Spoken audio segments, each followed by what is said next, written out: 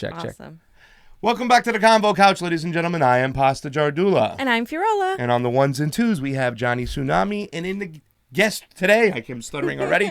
In the studio, we have a great guest. We have Gabriel Ramirez. How you doing, Gabriel? I'm doing well. Thank you for having me on your show. Thank you for coming on out. Did you know he brought his pan dulce? He what? He brought his pan dulce. Oh, nice. That is correct. Dulce or dulce? No, Pan dulce. Pan dulce. Pan dulce. Okay. Well, he has pan dulce upstairs for us, and I have a little bison bolognese for you before you leave to taste my pasta. And I'm so glad that you came in here today because it's been crazy time. First of all, I want to thank all of you out there who've contributed to our Patreon lately and shown us some love, especially Mike, Ungi. Thank you for the great donation. Mike. We appreciate love you guys. Thank you, Gabriel Ramirez, too, as well. For all of you who are putting the Convo Couch in play and let us take this money and go out into the field and do some real work, we appreciate that because we love to do it. We're junkies. That's all we do is we read, look into stuff, and we have a chance to get out there and get a story. We do so. And one story I went out and got one time was when I was covering the ADEMs. And I have with us Gabriel Ramirez, who was the top ADEM getter, weren't you? Yes, I am. And it wasn't for Craig Pasta and all the progressive activists in my district that was that went out there and also vote. And not just that, but also one thing is my constituents in my area where I live, and also the Asian community that was very rare to get them in to vote. And so I give thanks to pretty much everyone who was part of this great team in the campaign. Can you let us know more about what district you're in, the assembly district, the congressional district, Yes, and ma'am. also just kind of like the platform you ran on? So I was in Assembly District. I am actually in the Assembly District 49, which covers Alhambra, El Monte, Temple City, Rosemead, in some parts of South El Monte. And so my platform that I ran it's realistic. It was the number one, and it's always been right now that it's pretty much still strong. It's the money out of politics, campaign finance reform. So in other words, those were my top issues where I have to push it as a delegate, not just myself, but it's the whole of my colleagues that, to make it work and to actually have with having, in place of, electing, progressive leaders within the party, that will make it work. But without having it, it will make it difficult. Yeah. Right.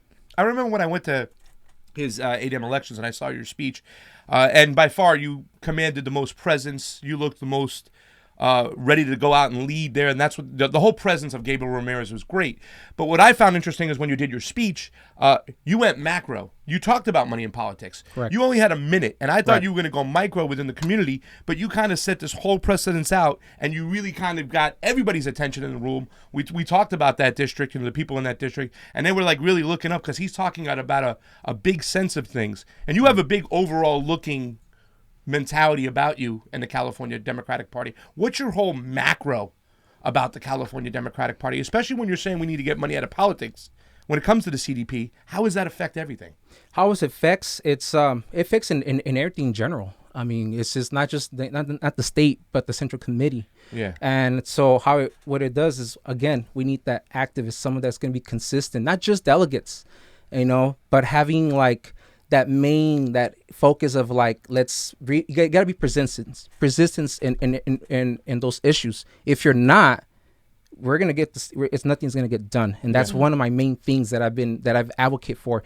And just having collaborate with delegates and some leaders that if they're serious about it, why not?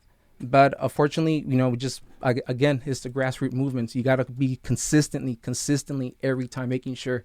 And if it doesn't, then make sure we vote those people out and making sure that we put somebody that will work for us, for the people. Yeah. So in your what did you feel that Kimberly Ellis was? Did you feel that she was a better candidate than Rusty Hicks, and why did you feel that way? No doubt, Kimberly Ellis was and is a candidate, a great candidate. The reasons I'll give you. Her platform is very strong, and those are relatable. And one of the main concerns is, again, it's money out of politics, and she was willing to work with both sides of the aisle, by means of that. And I'll make it corrections so that way there's no misunderstanding. By means of it is there's some establishment out there that you can still trying to push them into to put that money in politics, but some of them won't. Majority will say no. And with Kimberly, yes, I know her history. She didn't vote for Bernie, and that's one thing where a lot of people question about her. But it doesn't matter if she didn't vote for Bernie or not. But what matters is what she has listened to us, you know, and making sure that her ideals did really match a lot. And it's something that I don't look at the candidate based on popularity. I look at the candidates, if there's the issues that you're gonna resemble toward my issues, I'm gonna vote for you. Yeah. I'm not gonna vote for someone that if I ask you some tough questions and they give me the runarounds, to me that just shows that I just don't trust you. Yeah. Right. And so that's the main thing, and she connects and she trusts, and that's the main issue. And restore, and her party was going to restore to make sure that our California Democratic becomes, back legit again. And right now, which isn't, and that's sad to see. What about Rusty? I mean, you talked about Kimberly being great. What's the negatives about Rusty? Because in this particular election, we talk about the Bauman election, where we know there was like cheat involved. Right. But with Rusty, even though there might have been some forms of bullying, but the whole system itself is corrupt and messed up when it comes to electing the chair. What are your thoughts about Rusty now that he's in there? What do we need to know about Rusty? Is he another Tom Perez? What's he connected to? Who is this guy? So about Rusty, he's a labor union. So I do come from a background from union. My father was a union, Teamsters, and the thing is, a lot of the people is, just because he's a union, then I'm gonna vote him in. It's like, and this is why I told the people, like, okay, I may be in the union, but if you're a union and you're not working for us and you're working for the status quo, then it doesn't matter. Don't use that label of union, because to me it's just like, I can use, I'm a Latino and I'm gonna run for the chair just because I'm Latino. It doesn't make any difference. It's just like, it's based on what your policies that you have done, and one of them, and I'll explain one of the reasons that he wasn't qualified for it. And it's sad that he is. I asked him a couple questions about what if elected. This is one of them. What would you do, people that have been retaliation, within the party or in general?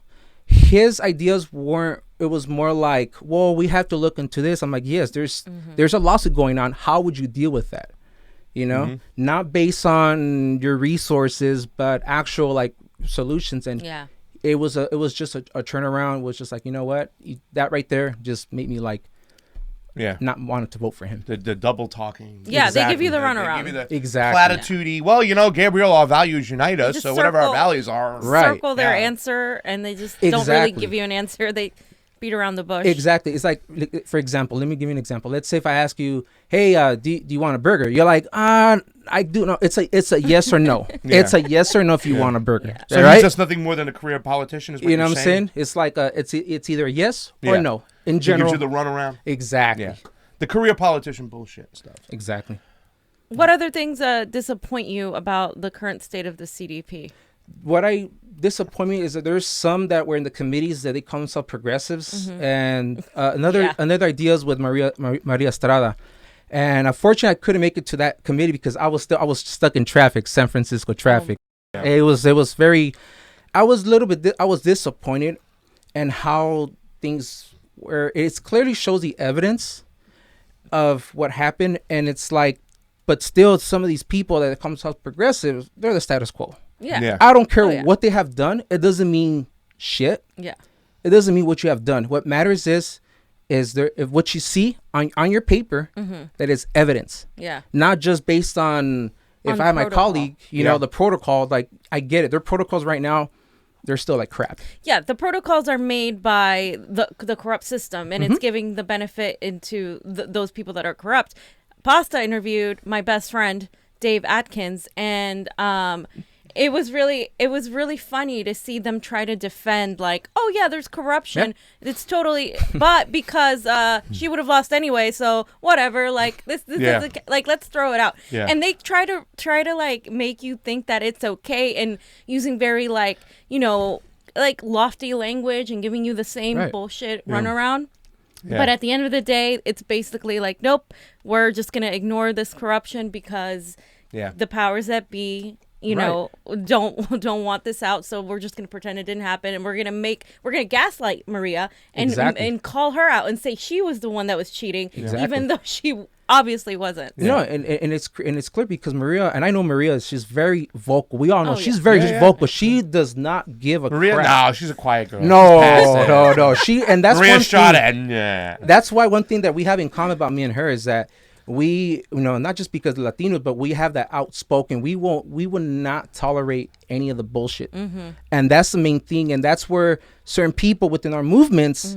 Started to question her. I'm like, and I told some people, like, it's, you know, come on, just because of, you know, if you call yourself that way, then, you know, it's just questionable about it. And when you start going the other way, and you're supposed to be a progressive and stuff. There's a lot of infighting. It's toxic. Yeah. Well, what is it? What I mean, my question is that. And the reason why I love you and Maria Estrada being out vocal is because at the end of the day, you understand the stakes and you're fighting for the people who are going to suffer the most, the people within your community who are getting screwed on every single level. The way their money is being allocated to their community, it's going into contractors' pockets instead of actual work being done. Our waters are being shit on and everybody's drinking crappy water. So at the end of the day, I know you guys are fighting for those people there. Who's pulling the buttons from up top? Who's Rusty's boss? Who's the guys? I mean, because I think nowadays we have to understand who the common enemy is at the top. Who's making the calls? Is there anybody you have knowledge of that is making these calls? I know it's not Rendon going. Oh, no. Somebody, Rendon has to have a boss. Right. Who are the people we should be looking for? Who are the bosses? It's usually, because from my perspective, it's just part of my opinion. And usually how it works, it's someone the lobbyist that is not a politician, but that would pretty much lure in, like, for instance, let's say I'm assembly speaker, and you know, and I would have somebody with me like, hey, you know, this is what I want you to vote for. But remember, what they do is they don't endorse by money. It can be different ways. It can be like, hey, let's go to, let's say, for example, a dinner or whatever it is, but it's a saying that I'm giving you as a gift, as a friend, not as a contribution. And that's where most are now going towards that way, since now that the donation has been exposed. Exactly. So it's more like under the table money. And that's the thing about a lot of politicians of smaller cities where I live, and that's what it's a perfect example. And that's how it starts with the Democratic Party, and then it becomes it spreads like a kind of like a cancer all over, not just one but to another. Yeah, that's from my perspective. Yeah.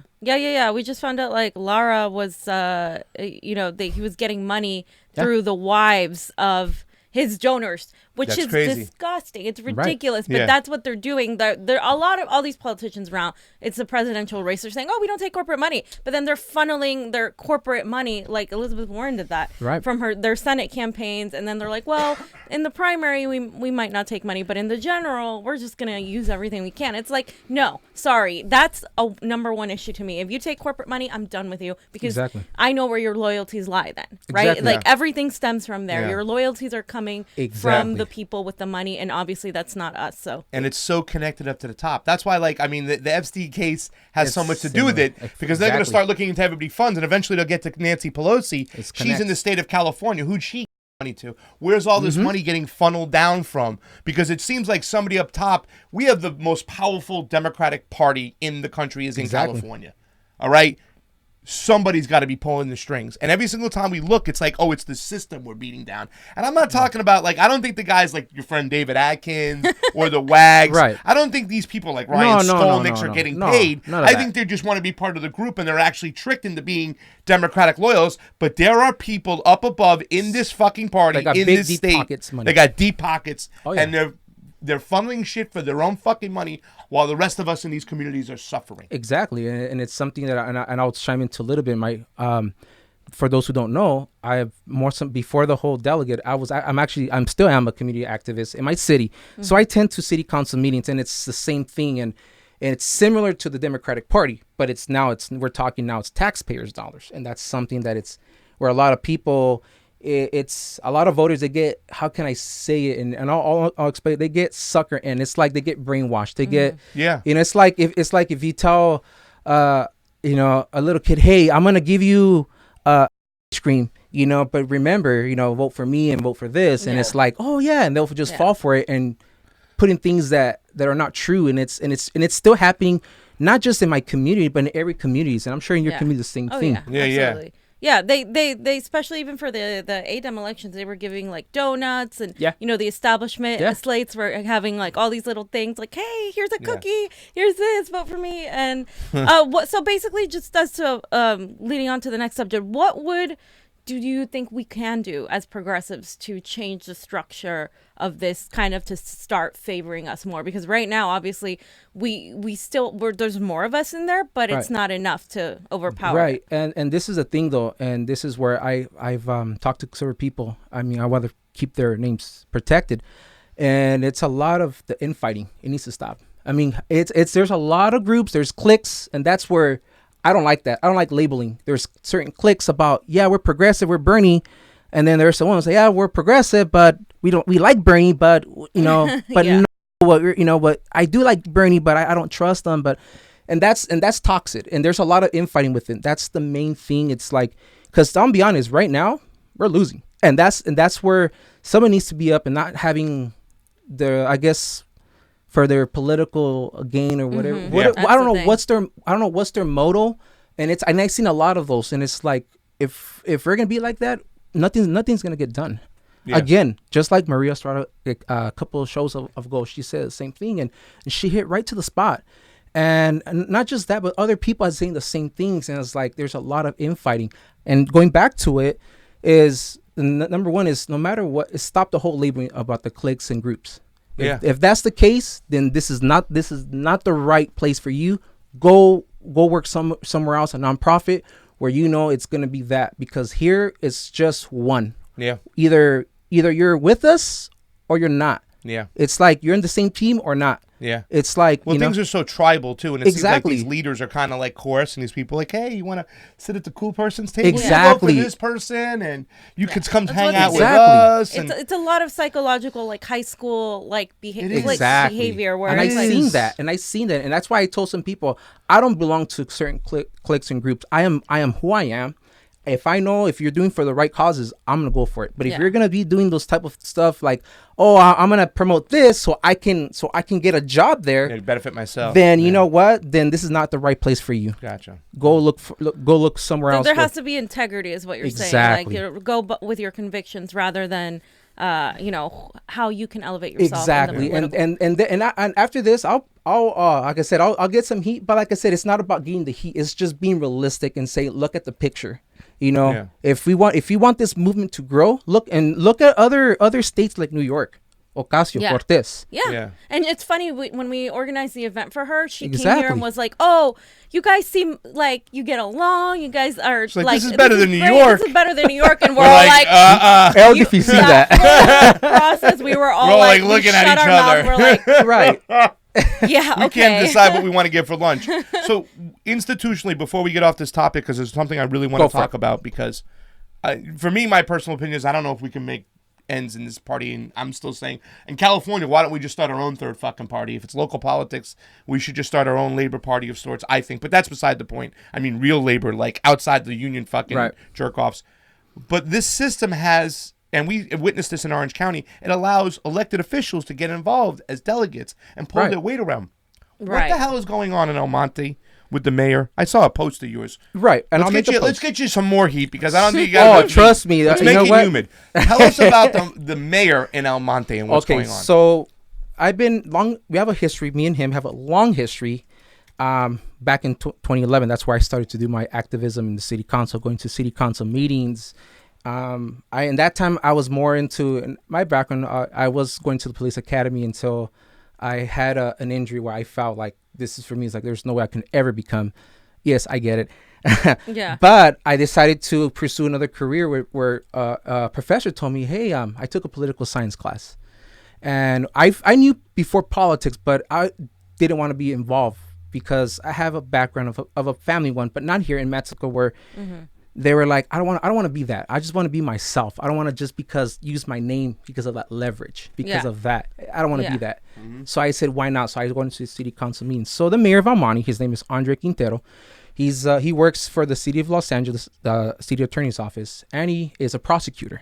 Mm. And so one of the things that he's very he's a very narcissist and a very very narcissist type of person. He's very vindictive. Yeah. Vindictive as in people like myself who speaks every city council meetings, speaking the truth with facts, not just saying F you or if that, then that's forget it. Like, don't even bother going there. Yeah. So I expose the facts, not just myself, but other people that were there. And so what he does, he plays the part of like, I had nothing to do with this. So he'll send like quote enforcement. He'll send anything just to make sure, just to shut up. Yeah. And so I guess I had enough with it, and I expose it now more on social media. And most people, they're afraid of him because they know, because since he controls the city now, school boards and he has higher ups with the city of Los Angeles, and he's has friends in the San Gabriel Valley. So politicians that can help him, making sure that, hey, that way to not just protect them, just to make sure like, hey, there's people, activists coming in. Let's counter to make sure. So back to this, where my city in El Monte is a small town. We're actually now this Tuesday there's going to be a budget which means we're going to be in a $9 million deficit. So which means it can possibly go into bankruptcy. And so we passed a measure for tax it's a half-cent sales tax twice, and I've been vocal against it because it's a half-cent sales tax that hasn't benefited much. We haven't gotten revenue back, and we're losing even more.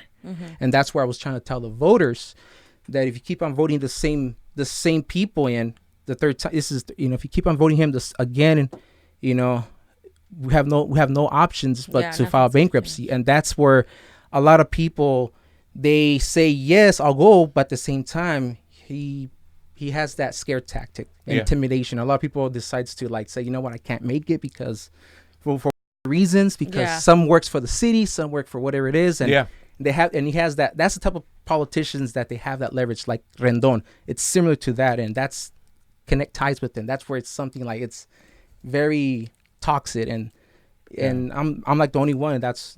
Is there a confusion about where the money's going in El Monte? Is that what's going on, and nobody wants to call him on it, or no? Is it with the tax? Is he wasting it? Is he not appropriating it? Or? There's funds that when we passed that sales tax, it was gonna fund by public safety and putting green space parks. Okay, that was his propaganda.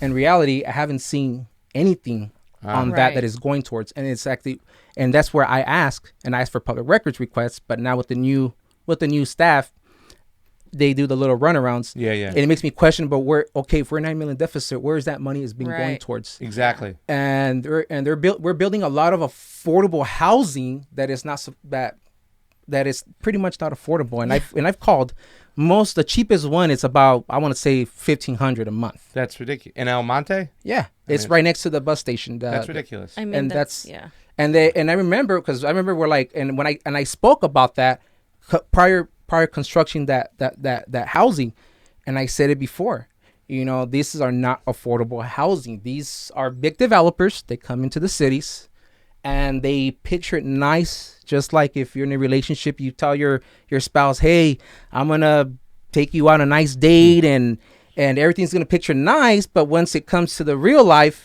it's like, hey, wait a minute, it's not the person that you are. If that makes sense. We're really eating at McDonald's over here, so you know what I'm saying? Misappropriated funds, wasting of money. Typical Democratic Party. Shit. Exactly. I think that the solution is basically more of us to get involved in the political process. I mean, Bernie Sanders talks about it all the time, like just on city councils. Some people would be great at city council, especially if you're an activist in the community.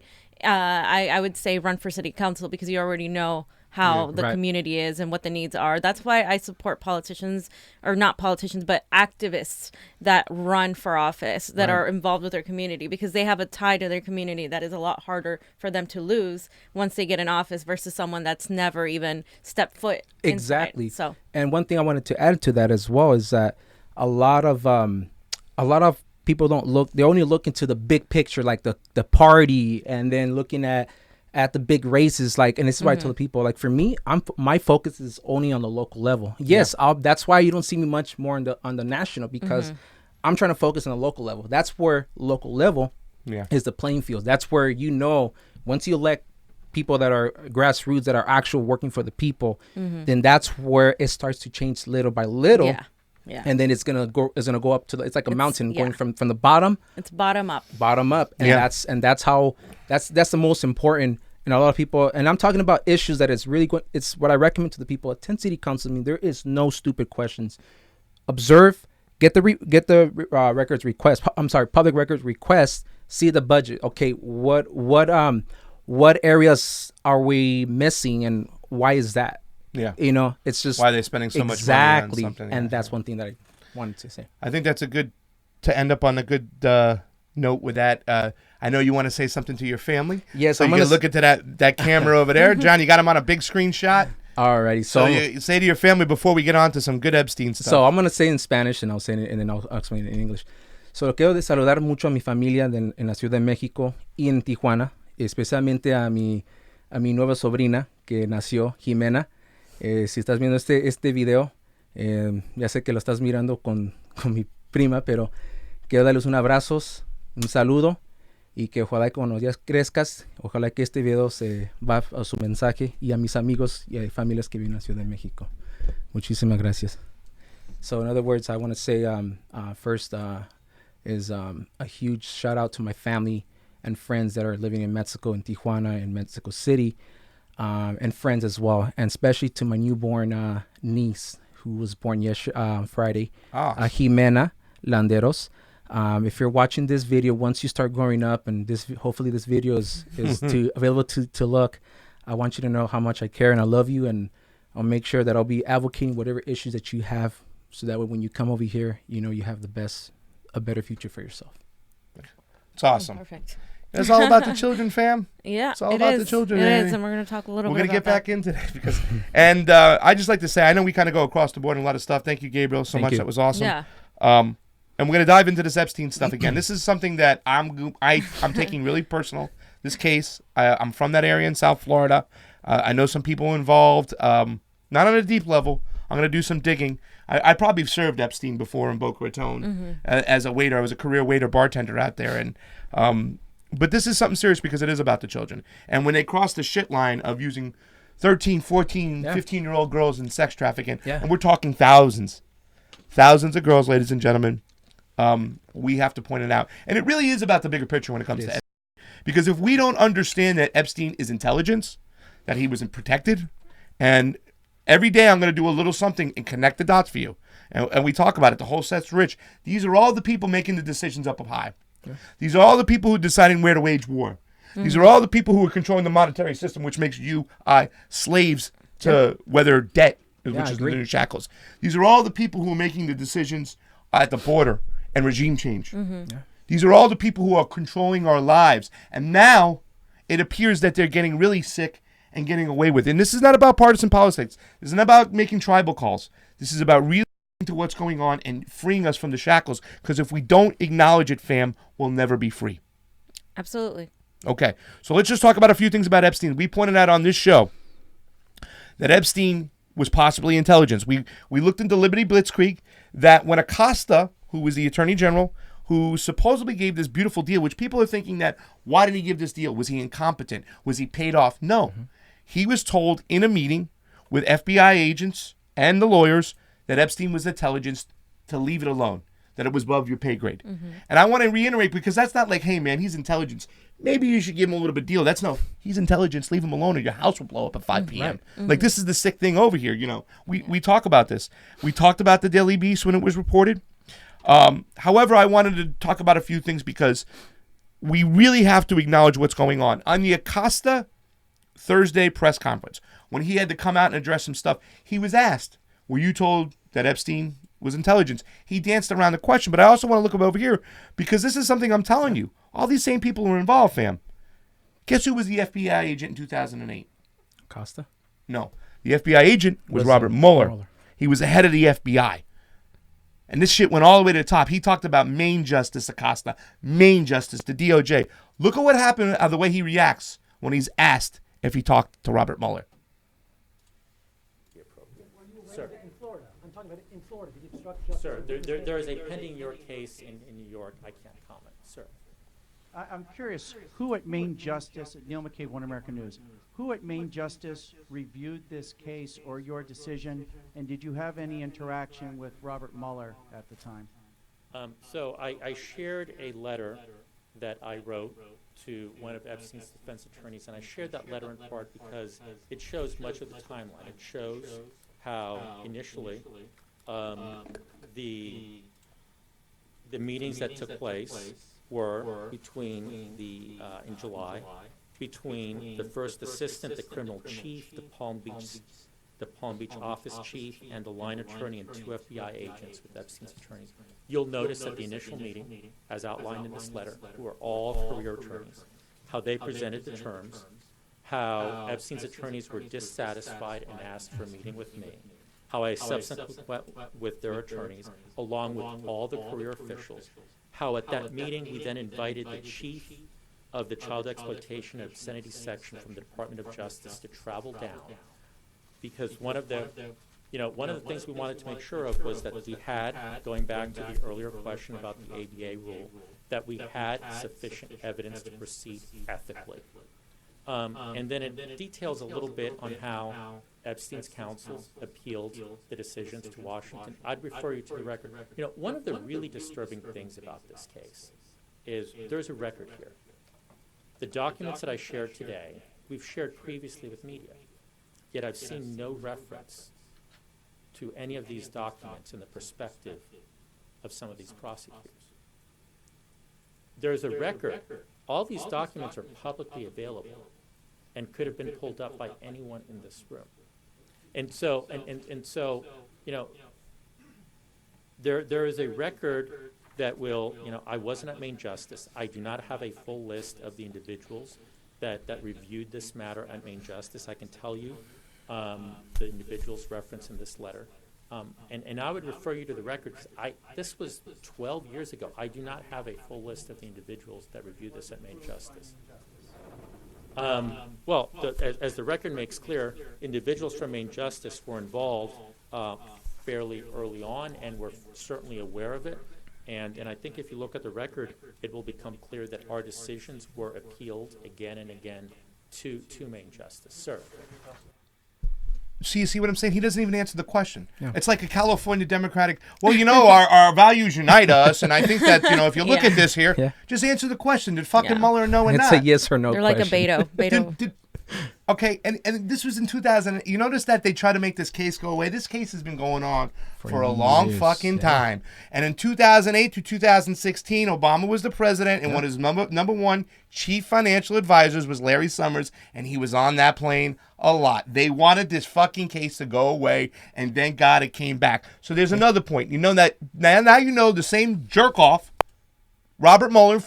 He had to fucking know. He's head of the FBI. Yeah. It went to Maine Justice. It went to all the way to the White House, probably. Literally, that's what this case went, because they had sex trafficking.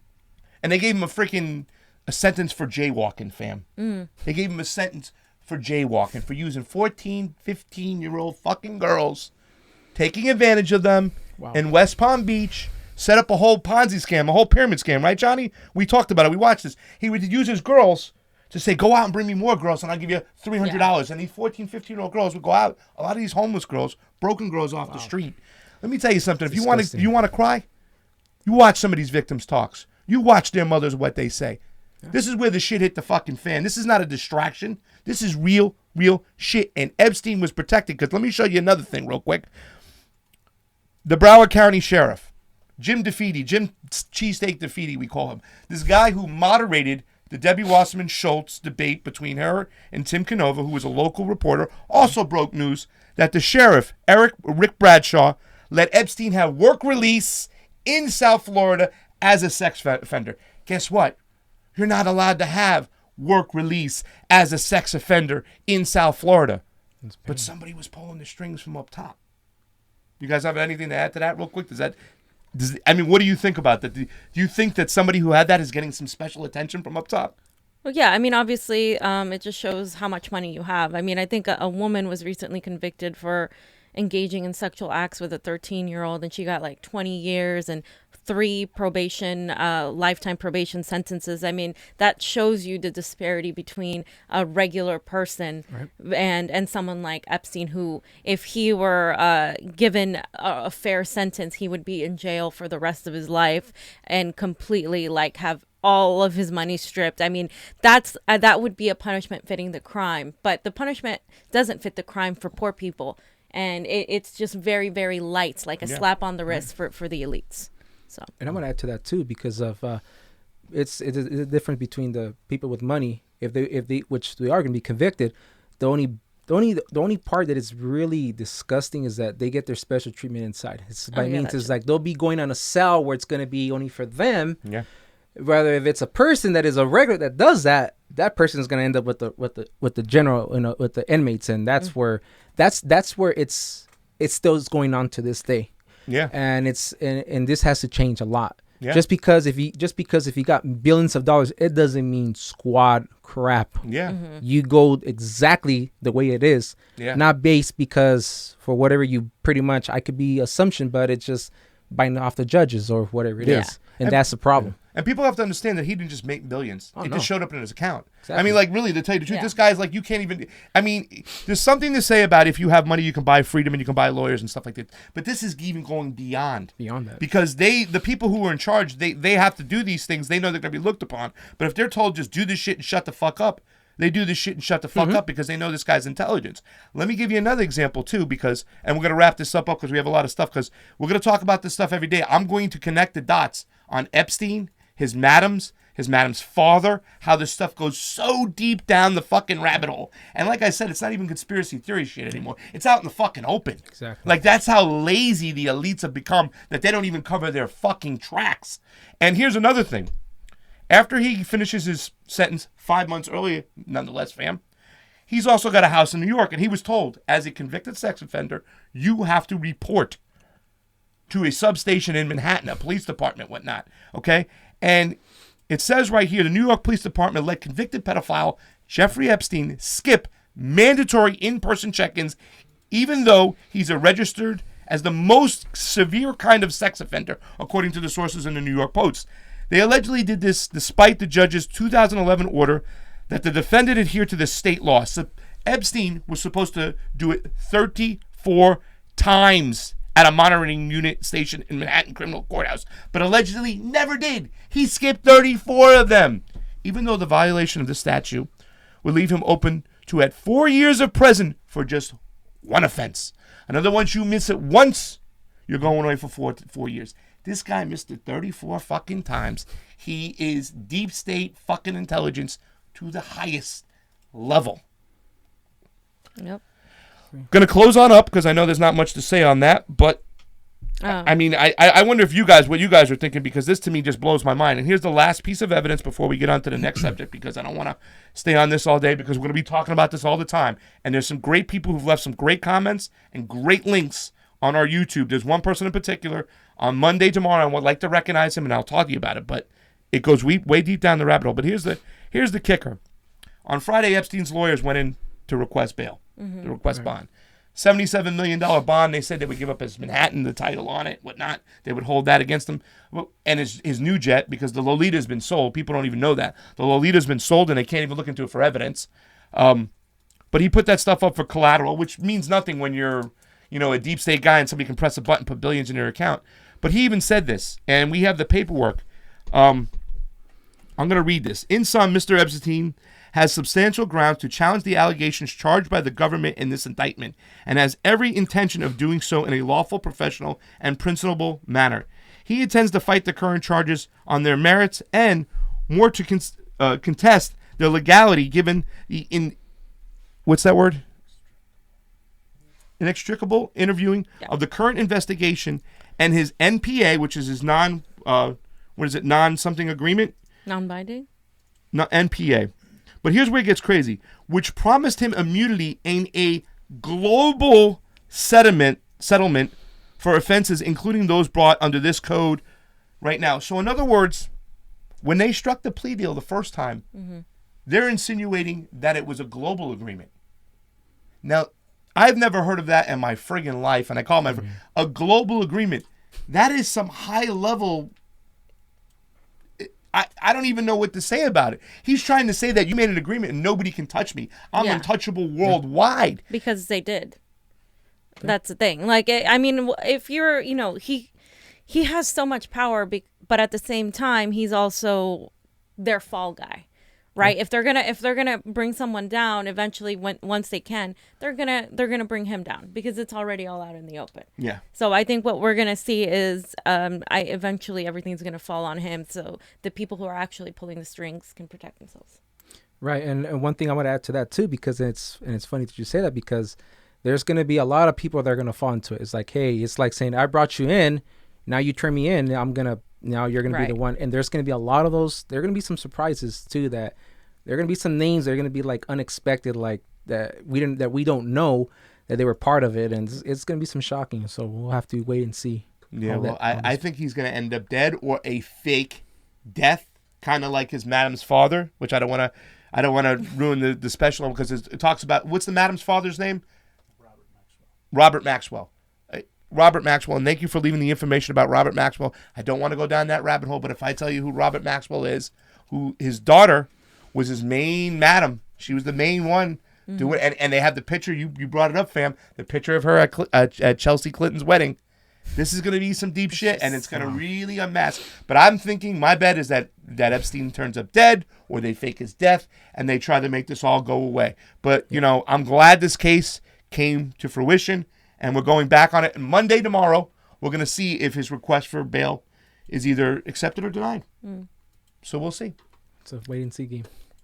It's a waiting game. But listen, people, wake up and understand this. This is really important. This is really important because it explains we have a government within a government. If we don't acknowledge that, and if we don't call these suckers out one by one, the cookie will not crumble, and will always be not that changed. we have a government within a government, but that we have people who are running the government are nefarious, that have it's run by elites, it's run by psychopaths, and that's why you see all of the issues that are coming in our domestic, in our infrastructure, economic crisis, our dealings with foreign policy. It's all connected, and I think that's what people don't get. Like, that's the importance of this, is like, these people lie, manipulate information, they lie to the American people, and they let rich people off with a slap on the wrist. It happened in Wall Street, it's happening right now. It always is going to happen until people stand up, and that's why it's so important. I'm going to transition. That's why it's so important that we have progressives, not only from the bottom up, but also that we have a chance right now to elect someone for president that can also go after these people, that's willing to take on these people, because it is a risk for them to take on these people, as you have seen. And you have to get back to them. Yeah. And so Mike Gravel has made the debates, and it's a great thing to have him there because he's extremely anti-war. He has no problem speaking out against the corruption of the Democratic Party. He reached 65,000 donors to make the July debates. Johnny, you have the tweet right here. So he's going to make the second debate. Yes.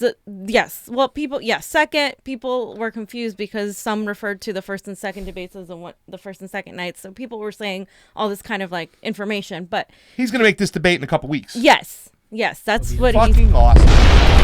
What's that? What's going on? You switched the word fam for the other F word. Oh, sorry. Fam. You constantly.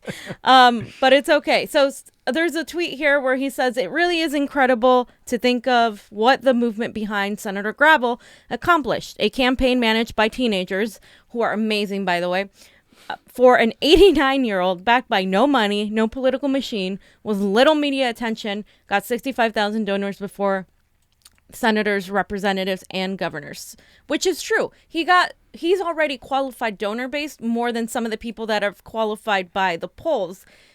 And that's what's really irritating, because I haven't been polled at all, ever. And the only polls that I go to are online polls, right? But the Democratic Party doesn't count those. They only count the polls with landlines. Of course, you're not going to get people who like Bernie Sanders, Mike Gravel, or even a Tulsi Gabbard on the landline. You're going to get those people online. Yeah. And so it's a way to stop him from even getting there. Not him, but progressives in general. Yeah. Like, I haven't used a landline in years, and he talks about it here. I just want to ask a question before we get to this. You're talking about the polls, And really, to tell you the truth, fam, I hate when you put this stuff in the folder sometime because you make my mind go wild. Because I'm looking at all these people too and stuff like that. Why should the polls mean so much? Who's doing these fucking polls? She just said you never received the polls. Shouldn't it just be the donations only? I mean, Yeah. I mean, I think the donations should be better. What do you think? I agree, because a lot of people that don't donate, and they and I seen a lot of people, because again, where I used to do my former job, we used to send out the polls, and it was to the people where they didn't donate, and it's unfair for us who donate. We're like, hey, what about our opinion? Like, what about what we wanted to say about the polls? And that's very disturbing, and there's something needs to be done about that. Yeah, because you're looking at these polls that are skewed. They're only they're not even polling people 18 to 35. They're only polling a certain age group and landlines, Exactly. and it's ridiculous. So why are they going for that for qualifications? So even though he made the 65,000 donors, there is an issue. So he talks about this. For example, the New York Times doesn't even list Mike as a candidate, even though it lists several. Sestak, Moulton, Messam. Who the hell? Moulton. Moulton is the only one I know who Messam, never Sestak? qualified for the debates. They never qualified for the debates, but they list them. The New York Times lists them. And CNN never listed us or polled us. We asked for a town hall from CNN and got nothing. Moulton got one, though. And then he says the next period of this campaign will be, if anything, even harder. We'll have to fight the DNC tooth and nail and do whatever it takes to get Mike on the stage. But as Mike said, whatever happens, we've already won. We've done something huge, and it's thanks to you. Thank you. we have done something huge. We've gotten this guy's voice elevated and stuff because he slipped on those last debates, fam, and he was amazing. We went back and watched this stuff. And one of the best things he ever said, too, was like, it's like when I first got to the Senate, the first 6 months, I was like, how the hell did I get here? After the next 6 months, I was like, how the hell did the rest of them get here? He just got in there as a progressive and saw the warmongering and everything going on, and he made his voice present back then. So I'm excited to get him back on the stage. And so here's the issue is that he has qualified for the debates, but with the raft of idiot centrists pulling at 1%, and with the DNC that would love to keep him out of the public eye, they are actively trying to screw us, but we'll fight back and make Mike's voice heard. So he has gotten attorneys getting ready to fight the DNC, because what happens is if there are more than 20 candidates, they have to go by the polling thing. And weirdly enough, people like Bullock, who just entered the race, of all the sudden are 5% in the polls. Or no, they're like 1 or 2% in the polls, but they qualified in 5 polls out of nowhere. Bullock, he hasn't even been present. Bennett, de Blasio, Delaney, Hickenlooper, really? It's just ridiculous. And so now this is, in order for Gravel to snack Bullock's spot on the stage, he'll need 2 polls at 1% by Tuesday's deadline. They're going to screw him. That is their mechanism. They're going to screw him. That is their mechanism. They're going to fuck him. And we have the other picture, John. Oh my God. They're gonna screw him so bad. Oh my Lord. And even Bernie Sanders congratulated Mike Gravel, Johnny. We have the YouTube video, 1 hour, 4 minutes, and 25 seconds. Maybe. Well, one more thing. Everybody in the chat seems extremely curious about what the Bernie DM was. Dave, I shouldn't spoil that. I shouldn't say. how about we'll have to leave them on a cliffhanger, so they have to. But I say the first word. Okay. The first word that the official Senator Sanders account sent to me was David. I hope that's helpful. I think we're gonna riot if we don't say it. They said congratulations. They say that they want to work with us in the future. That they're hoping for opportunities to collaborate. That's what they actually said. People talk about. Awesome. So that's really big, actually, because it's amazing that we're gonna have Bernie, we're gonna have Tulsi, we're gonna have Gravel, and even someone like Marianne Williamson, who has a pretty progressive platform. And wouldn't it be great if we could form a progressive alliance? So here's my thinking. My thinking is it would be great if they secretly wouldn't attack each other, if they secretly would just go on and push their platforms, which are all very similar, and they would focus on the common enemy, which is the establishment candidates that are getting corporate money, that are just telling people what they want to hear right now. And Bernie being the most popular of the 3, and then Tulsi's next as far as polls. Wouldn't it be great if we could just support these candidates, even if you're a Bernie supporter, even if you're you want him to win because he is the one that I think has the highest chance. If you don't support these other candidates. Like, I know a lot of Berners who donated to Gravel $1. Tulsi Gabbard, they've been donating to her too. You're going to see that it's going to be so much harder for someone like Bernie to even stand there with all the establishment against him. And that's what people don't get. I've been seeing all these, whether they're Bernie supporters or supporting anybody else, they're like, no, but you know, why are you giving money to someone else that's not Bernie? That's going to hurt him. It's going to hurt his chances. These people aren't Bernie's enemy. It's the establishment that is his enemy. So my entire theory is that I think we need an alliance because the Democrats will cheat again. We've seen what's happening in Queens with Tiffany Caban's race.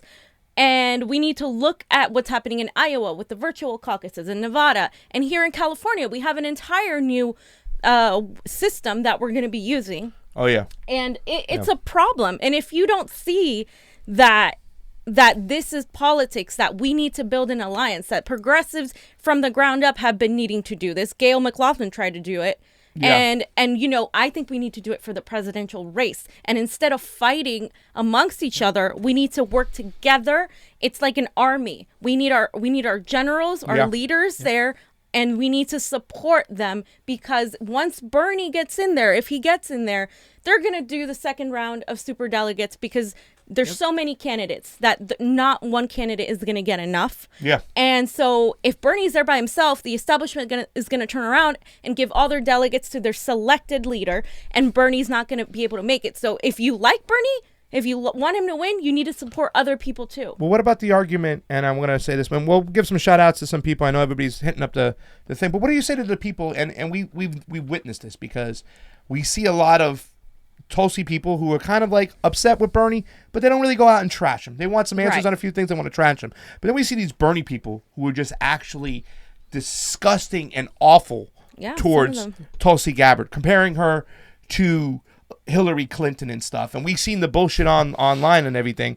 I mean, what do you say to the argument that people say, but wait, Tulsi's in there and she's going to siphon votes away from Bernie and she needs to just get out of the way right now? I think it's too early. I think it's too early, and it's not fair to say that. What do you think? It's too early, and it's the same people that they say that it's either one, we don't know their motives, but it's again back in 2016. How they're attacking about Bernie, they're talking about attacking other candidates. So it's like we don't learn. We need to stop focusing on the 2016. Let's focus on supporting on the candidates like Bernie Sanders and again Tulsi Gabbard and Mike Avell. Yeah. If they're gonna be the whole cliques about one and one, then you're gonna get the same results from 2016. So let's not repeat that. I think a lot of people talk about like if they hand these over these delegates, these presidential candidates can give their delegates over when they drop out. We know for a fact that if Tulsi does drop out, who is she gonna give her delegates to? You know they're going to Bernie Sanders. If Elizabeth Warren drops out, are her delegates going to Bernie Sanders? I highly doubt it because this woman's being willing to play ball. Yeah, Fam, exactly. Sorry. And so just to kind of summarize, right? People say, but superdelegates don't get a first round vote. Sure. But there are so many candidates that's likely going to happen. And they also say, but what's the point of supporting other candidates who aren't going to win? And so here's why you need to keep supporting these progressive candidates as long as possible. A candidate can endorse another and tell their delegates to vote for them as well. Yep. The stronger the candidate, the more delegates they have. So we don't want these progressive candidates to not rise. We want them to rise so they have more delegates behind them. And what's to ensure said delegates go to Bernie? So if we have an alliance beforehand, this alliance is going to ensure that. Usually the delegates listen to their previous, the person that they endorse as choice. And this would be something that the people can push and inform the respective campaigns behind the scenes prior, so there's no surprises like, oh, I am going to do this. The Tulsi campaign does it, the Marianne Williamson, Gravel, whoever is strongest. And that's why I think this is a way of combating the establishment manipulations, because we know that they're going to do this. And I've just been like arguing with people like who are like, no, Bernie only. It's like, yes, I support him 100%, but he can't do this alone, you guys. He cannot. Why and it happened in 2016. It's going to happen again. Yeah. Why don't they understand though, fam, that the people that like Tulsi Gabbard's going to get people to come out and vote for her that Bernie wouldn't get out there. It just, I mean, I understand Bernie does have appeal to independents and he can reach across the aisle, but not like Tulsi can. Tulsi gets disgruntled Trump libertarians, and people that are just, that were some Republicans, independents that he'll never get. So if she gets them to come over and vote for her, she can then eventually hand them off to Bernie. And I don't want to understand why people can't grasp that concept. And why don't people ever, why don't they give Tulsi Gabbard for standing up and walking away? We talked about the integrity of the people in this party. How when, as soon as people aren't looking, they're going to go vote for Rusty Hicks. They're going to go stab you in the back. But this is a woman who gave up her power and said, screw what's going on in 2016. And while Elizabeth Warren was hiding in the shadows, she got up and walked away publicly. She was going to be chair. I mean, they were propping her up to be the next big political thing. And once she did that, you've noticed they've just been article after article smearing her constantly. That is what happens when you don't do what they say. And she was willing to do that. And I will put my bet on someone like that over someone like Warren, who seems to be doing this for political opportunity now. Correct. And I think that's just it's just a problem. Yeah, it is, and it's the same thing because I noticed something different lately about Elizabeth Warren, and that's something where I was like, I didn't trust her. Even in 2016, I had that little gut feeling. I talked to other people like, you know what? I have a feeling that she's like an opportunist. Well, she will use it, but then when 16 they shut her up. Now she's like, oh, I have to play the little nice. Yeah. I can't go too radical. I can't do this because if I do, then it's all about I'm afraid of this. I'm afraid what ifs, and so that's exactly. Did you have something to play here? Yeah, I just shout outs? You want to do the shout outs? Let me do some shout outs real quick. So we do have a super chat. Darren Levy said before, Prince Andrew of the UK should be arrested as well. He's a very close friend of Epstein. We know he was on that plane, ladies and gentlemen, and toured President Trump around the UK. All old friends of Epstein. That is right, Darren Levy. Thank you for the super chat contribution. And thank you to everybody on the MCSC network who's watching. Mike Fagan, Romeo, Brent Showers, the Road Cow still in the house. We love you, Road Cow. Keel Jones or Kyle Jones and Snork Y2K, an old guy from Get Your News On with Ron, coming on over and showing love. And to the 70 people that are watching the Convo Couch, we love you as well. Freedom Tribe says precisely pasta. That's my dog. That's my man. Amers, Jagos, Kung Fu Platypus. I love that friggin' name.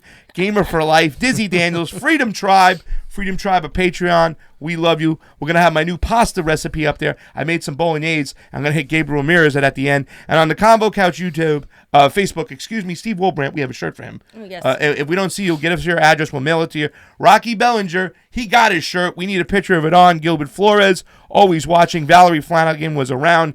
Danny Garcia joined. Danny, come on over. Hang with me and Johnny when he gets back from New York. Nice. And Aracelia Cruz is in the house as well. Fam, do you got anything else to get to? I just want to go out with this video of the concentration camps or encampments where Pence visited, and I want people to see what it actually looks like because I have a really, really big point to make tying everything together.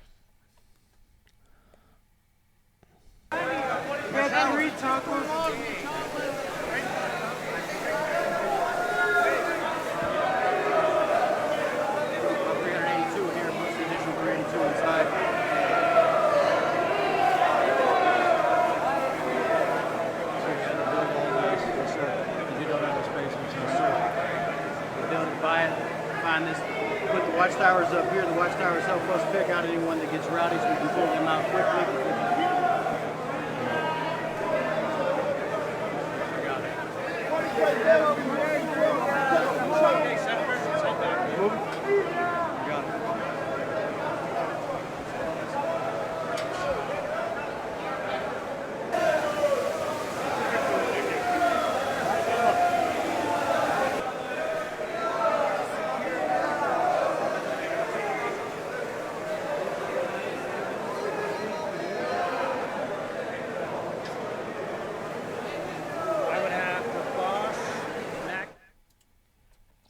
Okay, so I just wanted to show that because these are the conditions that we are giving to people who are trying to come here to run away from a destabilized nation. Nations that we destabilize ourselves. And do you see the blankets? I mean, they're not even blankets. They're, the foil kind of blankets. And to me, it goes further than the Trump administration. Obama and Clinton set the precedent for Donald Trump to come in and do this. Now, Donald Trump has gone further. The administration has gone further by separating families, by making this their prime focus. That cannot be denied.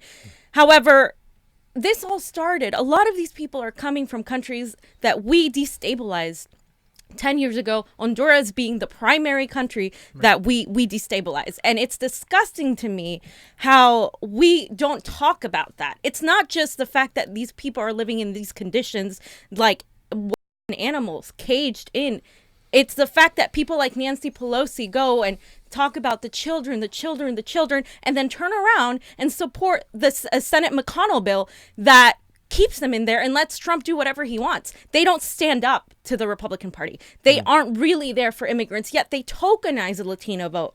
And that pisses me off because you know what? I want someone to go in there and say, look, we gotta prosecute ICE. They have been disgusting. They're profiting off of this. I mean, you have to look at Blackstone and all of these, the GEO group that are making profit off of encaging people that are getting paid hundreds of thousands of dollars and are making millions in profit out of all of this misery. And then you have to look at who benefits from this. The establishment benefits from this, whether they're Republican or Democrat, and who suffers, the people that are coming here. You want people to stop coming here, you have to stop getting involved in destabilizing their nations. And that's something that nobody ever talks about. Yeah, and Pelosi supports regime change Absolutely. in Venezuela right here. So do she's the part majority of the problem. of politicians. What is your opinion on this issue? Because I know as a Latino, as someone, as an immigrant, I'm sure your opinion is intense. You know, and looking at that, and to be honest, I have families that lives in Mexico, and as a Latino that was born here, I find it very disgusting that the same politicians, and I don't care what party you are, and if you're part of that regime, and to those voters who voted them in, like Pelosi, you're disgusting. You should really be ashamed of yourself and do your homework very well, not being brainwashed. And that's what is that's the biggest problem with the Latinos right now. And you can probably call me wrong or right, but I'm gonna say it very loud right as it is. The Latinos has been very, very manipulated and brainwashed, and Absolutely. It's sad. And it's sad and disgusting that you believe all these propaganda. Not just Trump. Look at the Obama, the Clintons, all those in the past. Why hasn't those people questioned it? That's the question. Yeah. Why now? Why now? And I've seen this before too, because I cross the border every time. And when I see this, but now they make it more as a big now as it is. Yeah. Because they use it because now that it's campaign season, now they want to use it so they can get in. Yeah. It's not about that. It's about real issues, and that's one of them too. And I'm speechless just watching this. Makes my stomach sick. Yeah.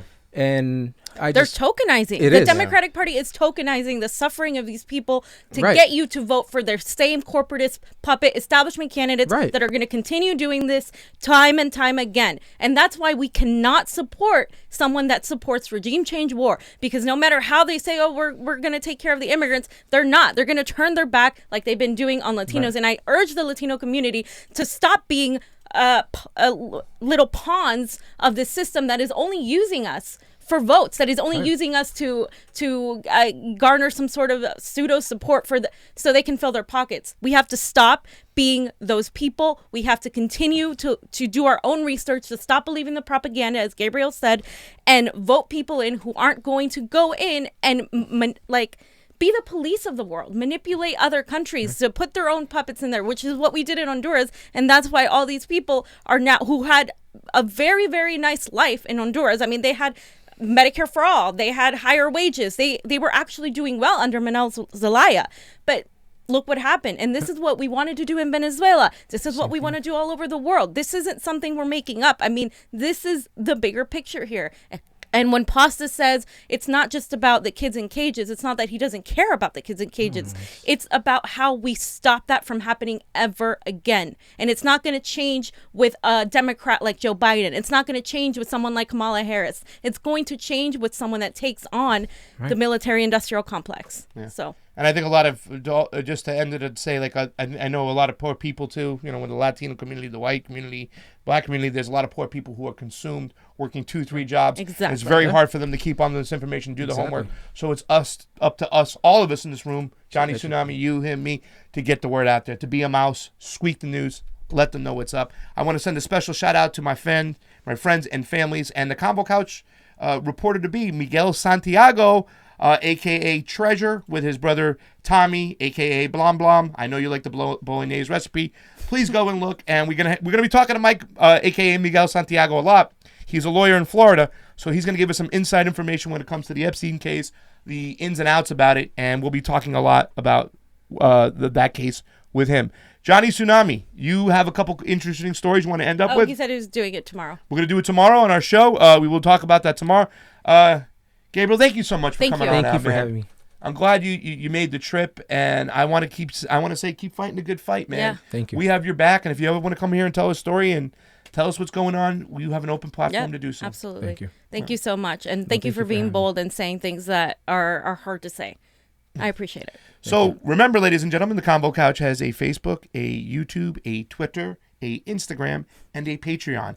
And any help you get us, Freedom Tries says Fiorella Pasta 2020. You bet. Please go to our Patreon. We actually have Fiorella put her first video up the other day. It's called Moments with Fee, I guess. I don't know what you wanted to call it. But she talks on the patio. I talked about the alliance, and I want you guys to give me more of your opinion on that. And because I really think that's what we need to do to win this election. And tomorrow I'll be putting up my bolognese recipe. Last week, the first video was my arrabbiata. This time, I'm going to put up my bolognese, and Gabriel, you're going to get to taste it in a little bit. I will. So that recipe will be on our Patreon. Go over there, give $2, $5, $7, $27, whatever you can give. We love you, and we are waiting our monetization and our super chat to come through. Hopefully, it will come through soon. Thanks for watching, you guys. You got anything else, Fiorella? Nope. For Pasta Jardula. And Fiorella. Johnny Tsunami. And Gabriel. CONVO out.